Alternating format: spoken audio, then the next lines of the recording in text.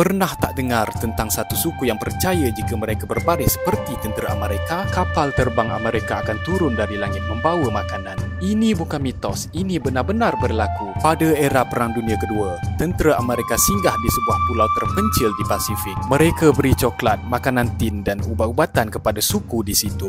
Semuanya benda moden yang penduduk tempatan tak pernah lihat. Bagi mereka, makanan itu kurniaan malaikat yang turun dari langit. Namun apabila perang tamat, tentera Amerika pulang dan tidak pernah kembali lagi. Lalu suku di Pulau Tanah tersebut mula percaya bahawa jika mereka meniru setiap pergerakan tentera Amerika dengan membina menara kawalan daripada buluh, membuat landasan kapal terbang palsu dan memegang walkie-talkie kayu sambil memanggil nama John Frum, maka kapal terbang itu akan kembali. Sehingga hari ini, setiap tahun mereka masih berarak seperti US Marine menunggu kargo untuk turun dari langit. Mereka masih percaya satu hari nanti John Frum akan kembali membawa makanan dan kemakmuran kepada mereka.